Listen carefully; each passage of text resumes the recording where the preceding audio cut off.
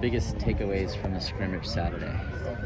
From the scrimmage, I think that, the most important thing we got to do is just, I think, play with a little bit better tempo.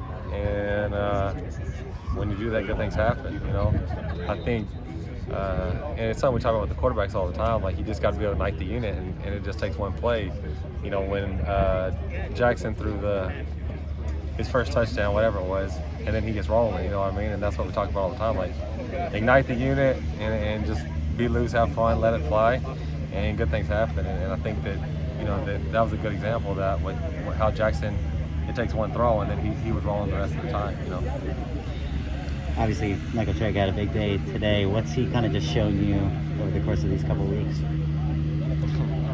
Trigg is very talented, obviously. He's physically gifted, has a lot of ability, and can make plays. So he's done a good job. And I think the last couple of days have probably been his best days, partially because he's starting to learn a little better and get more comfortable in it, and that's a lot of the battle.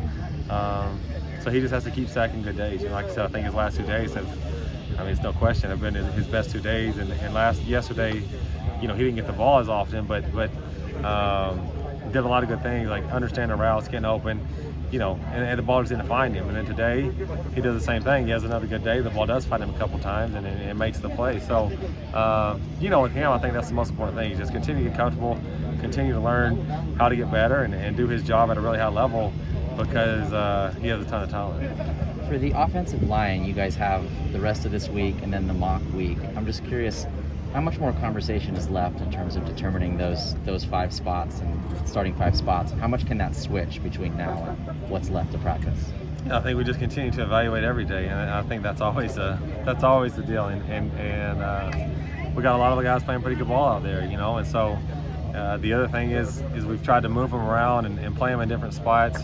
Obviously, we have positions that they're the most comfortable with, and they're probably the most effective at. But that position, it's hard to you're gonna have bumps and bruises, and guys might be out for a play or two. And so I think it's important that we just continue to get as many guys reps at different positions and different lineups, because you never know who's going to be where and what's going to happen. And so that's kind of what we've been doing, and what we'll continue to do, is evaluate guys at all different spots and figure out what lineup gives us our best chance to be successful and roll with it. And if we got to shuffle it around, or if someone goes down, and we'll have a lot of reps built into a lot of guys.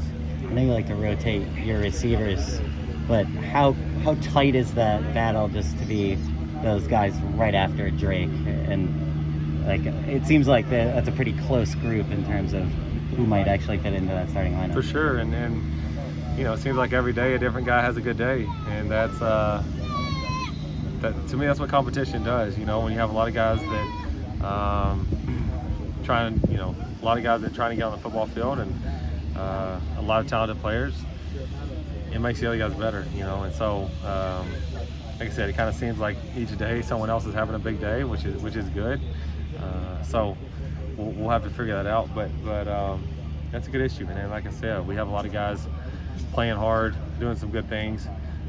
A lot of guys of this is still the first year too, though, that are in that group. And so, I think that it's going to be really important to continue just to get reps and get practice and get those guys comfortable, and there's no hesitation in it, because I think that's the key is to get them to the point where there's no thinking, they're just playing fast, and because when they do that, we have some guys that can make some plays. And so that's the key. And like I said, I think that there's a lot of guys that we're going to have to get reps, and when it's that close, I think probably in games we'll sub a lot more and keep guys fresh, and give a lot of guys opportunities. And like I said, when you're fresh, you're at your best. And so that'll be a good issue to have. Is it hard on a quarterback to try to develop chemistry with so many different guys? No, I mean, throw it to the open one, you know what I mean? Like, that's not overcomplicated. No, we, I think on deep balls maybe, because everyone's just a little bit different on that. But on most routes, 90% of the routes on slants, on posts, on outs of any depth, on comebacks, anything except really down the field, I think most guys are going to be in the same place, you know what I mean? And we're trying to get them to the same place, and that's the key, so that quarterback, it's not like, well, he's in, so it's going to be here, and he's in, it's going to be here. pushing it on the field, I do think that you kind of have to know who it is, and each guy's a little bit different. And so, from that standpoint, I do think that there's some chemistry involved in it.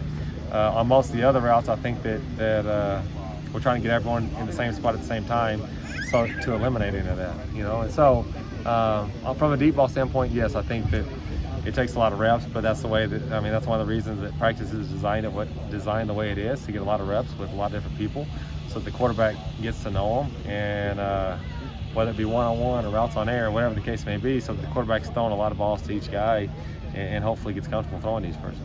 When you put together